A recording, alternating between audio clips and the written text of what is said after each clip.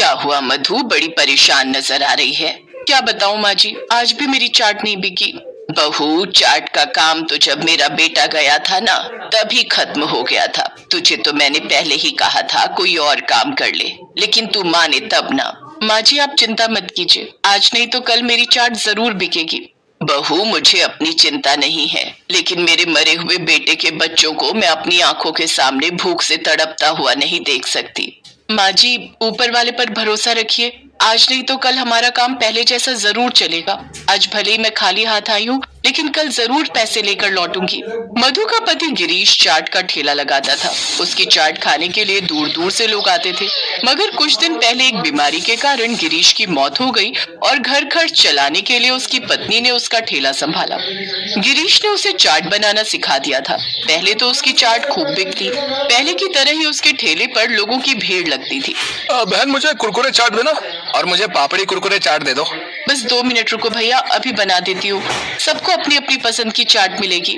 शुरुआती दिनों में तो उसकी चाट खूब बिकी, मगर कुछ समय बाद जब उसके ठेले के सामने रमेश ने चाट का ठेला लगा लिया तो सब उसके ठेले पर ही जाकर चाट खाने लगे। अब तो मधु जो भी चाट का सामान बनाकर लाती वो सब बेकार जाता। ये देख मधु मन ही मन कुढ़ती रहती, हे माता रानी, इस गरीब विधवा पर कुछ तो दया करो। अगर मेरी थोड़ी सी भी चाट बिक जाए तो मेरे बच्चों को खाना मिल जाएगा। लेकिन उस रोज भी उसकी चाट नहीं बिकती और उस दिन वो खाली हाथ ही घर आती है। उसका लटका हुआ मुंह देख उसकी सास उससे कहती है, बहू, आज भी तुम्हारा चेहरा उतरा हुआ है, आज भी चाट नहीं बिकी ना? नहीं माँ जी, लेकिन अभी भी मेरा हौसला नहीं टूटा। आज नहीं तो कल मेरी चाट जरूर बिकेगी। एक दिन बहू ऐसा ना हो कि ऐसे ही सब खत्म हो जाए और हम सबको हाथ में कटोरा लेकर भीख मांगना पड़े। ये कहकर बूढ़ी सरला अपने पोते पोती की तरफ देखकर रोने लगती है। तभी मधु की आंखों में भी आंसू आ जाते हैं। माँ जी, इस तरह तो आप मेरा भी हौसला तोड़ रही हैं। एक दिन सब ठीक हो जाएगा। अगले दिन जब मधु चाट का ठेला लगाकर सारा सामान तैयार कर लेती है तब रमेश उससे कहता है, अरे क्यों बेकार में ये ठेला लेकर चली आती है? तेरी चाट बिकने वाली तो है नहीं। अरे तू ये काम छोड़ और काम वाली बाई बन जा। इतना घमंड अच्छा नहीं रमेश भाई, आज अगर तुम्हारा काम अच्छा चल रहा है तो कल मेरा भी अच्छा चलेगा। अरे काम तो तब चलेगा जब कोई तेरी चाट खाना चाहेगा। उस रोज भी मधु जोर जोर से चिल्लाकर सबको आवाज लगाती है, चाट ले लो चाट, कुरकुरे चटपटी चाट, दही भल्ला चाट, पापड़ी चाट।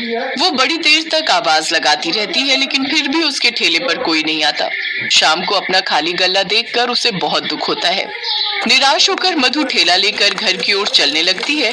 तभी रास्ते में मंदिर के सामने से जब वो गुजरती है तो उसकी सास के वचन उसके कानों में गूंजते हैं और वो ठेला रोककर मंदिर के अंदर चली जाती है और रोते हुए माता रानी से कहती है, हे माँ, इस गरीब पर कुछ दया कर, आखिर मेरे बच्चों को भी तो कुछ खाना दे।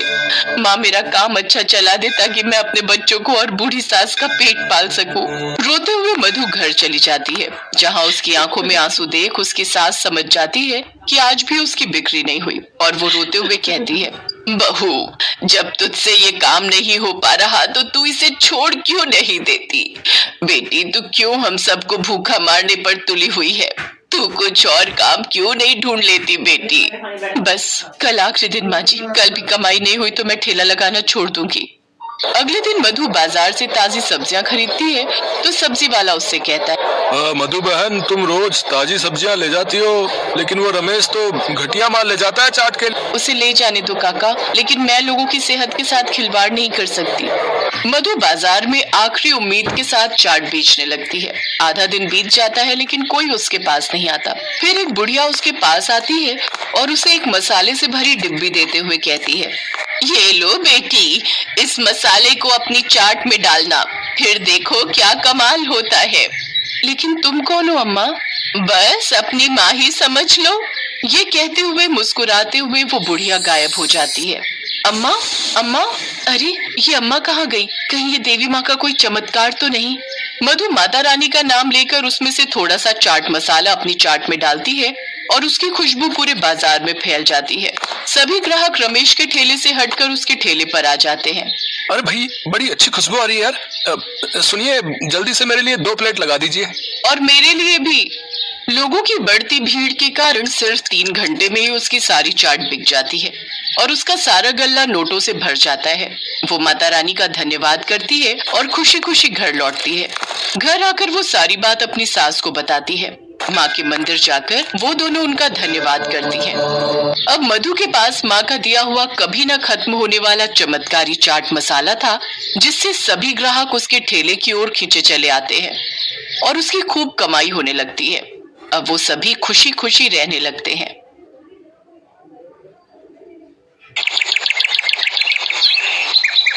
नताशा के चले जाने की वजह से घर में दुख का माहौल बन गया था। जिन जहरीले तीखे मोमोज की वजह से नताशा की जान गई थी, उस बुढ़िया को अभी तक पुलिस पकड़ नहीं पाई थी। ऐसे ही एक शाम मुकुल नताशा की तस्वीर पकड़कर रो रहा था। तभी वहां उसकी बहन रजनी आती है। मैं जानती हूँ भैया, आप नताशा को बहुत प्यार करते थे, लेकिन भैया अगर आप ऐसे हार मानोगे तो फिर हम उस बूढ़ी अम्मा को आखिर कैसे पकड़ पाएंगे जिसने हमारी नताशा को जहर दिया था। हमें उसका पता लगाना ही होगा और उसे उसके किए की सजा भी दिलानी ही होगी। तुम बिल्कुल सही कह रही हो रजनी। जिसने भी मेरी नताशा के साथ ऐसा किया है, मैं उसे सजा जरूर दिलवाऊंगा। हमें यह पता लगाना ही होगा कि आखिर उस अम्मा ने ऐसा क्यों किया जो उसने उसे जहर वाले मोमोज खिलाकर मार डाला। तुम अभी मेरे साथ पुलिस स्टेशन चलो, मुझे बुढ़िया का स्केच बनवाना है। मुकुल अपनी बहन रजनी को अपने साथ लेकर पुलिस स्टेशन जाता है और उस बुढ़िया का स्केच बनवाता है। पुलिस उस बुढ़िया की छानबीन शुरू कर देती है। पुलिस बुढ़िया की तलाश शुरू कर देती है, लेकिन उसका कहीं भी पता नहीं चलता और आखिरकार थक हार कर पुलिस को ये केस बंद करना पड़ता है। नताशा के पिता एक रोज मुकुल से मिलने आते हैं। बेटा, मैंने अपनी इकलौती जवान बेटी को खोया है। मैं ऐसे हाथ पे हाथ रखकर नहीं बैठ सकता। मुझे किसी भी हालत में उस बुढ़िया को सजा दिलवानी ही होगी। आप बिल्कुल सही कह रहे हैं अंकल जी। जब तक मैं इस बात का पता नहीं लगा लेता कि आखिर उस बुढ़िया ने नताशा और रजनी को वो जहरीले तीखे समोसे देने की कोशिश क्यों की, मैं चैन से नहीं बैठूंगा।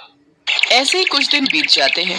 फिर एक रोज मुकुल जब मीटिंग के लिए शहर से बाहर जा रहा था, तो रेलवे स्टेशन पर उसकी नजर एक बूढ़ी अम्मा पर जाती है जो कि मोमोज बेच रही थी। मुकुल सोच में पड़ जाता है। अगर मैंने सीधे जाकर इससे सवाल किया तो ये यहाँ से भाग जाएगी। फिर हम कभी नहीं जान पाएंगे कि इसने ऐसा क्यों किया। पहले मुझे इसे अपनी बातों में फंसाना होगा। राम राम काकी, ये मोमोज कैसे दिए? 20 रुपए प्लेट है बेटा। अरे वाह, ये तो बहुत ही सस्ते हैं। अरे बेटा, इस उम्र में तो बस पेट भरने के लिए कमा लूं उतना ही काफी है। महंगा बेचकर मैंने कौन सी जमा पूंजी इकट्ठी कर लेनी है। बोलो कितनी प्लेट करूं? आप एक प्लेट पैक कर दो। वो बुढ़िया जल्दी से एक प्लेट पैक करके मुकुल को दे देती है। मुकुल वो मोमोज लेकर उसी डॉक्टर के पास जाता है जिसने नताशा और रजनी का इलाज किया था। डॉक्टर जल्दी से उस मोमोज का टेस्ट करता है और फिर मुकुल से कहता है, मुकुल, इन मोमोज में भी जहर मिला हुआ है। ये वही जहर है जो नताशा और रजनी के पेट में से मिला था।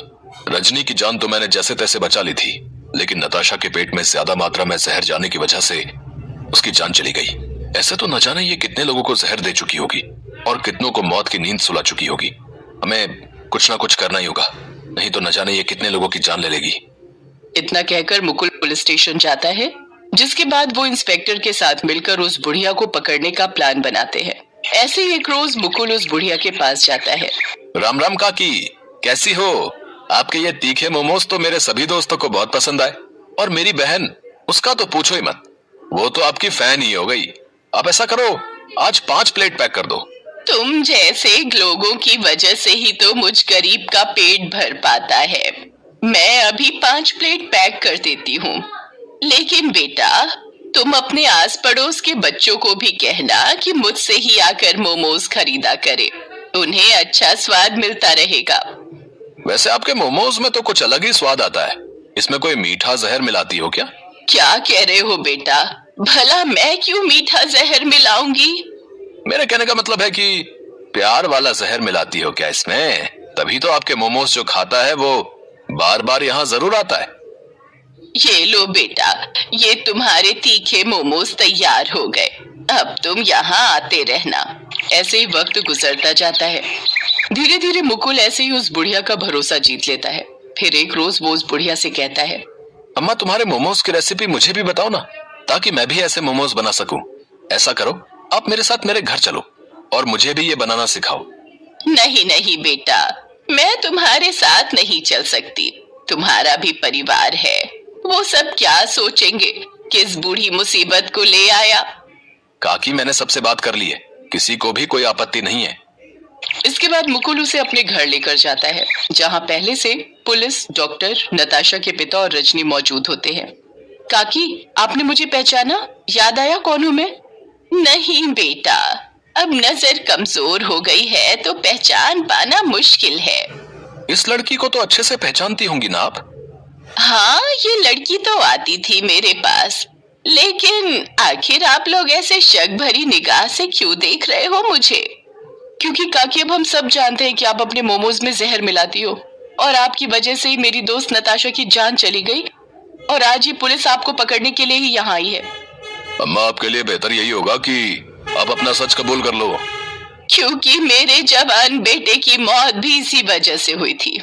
उसे किसी दोस्त ने मोमोज में मिलाकर जहर खिला दिया था, और जिसने ऐसा किया उसका मुझे आज तक पता नहीं चला, इसीलिए मैं सबकी जान ले लूंगी। लेकिन एक इंसान की वजह से आप सबकी जान नहीं ले सकती। माता जी, आपने ऐसा नहीं करना चाहिए था, आपको हमारे साथ थाने चलना होगा, चलिए। पुलिस उस बूढ़ी औरत को गिरफ्तार कर लेती है, जिसके बाद से शहर में जवान मौतों का सिलसिला रुक जाता है। बूढ़ी काकी को 3 साल की सजा होती है। साथ ही वो उस लड़के को भी पकड़ लेती है जिसने उस बूढ़ी काकी के बेटे को जलन के मारे मोमोज में जहर मिलाकर खिलाया था।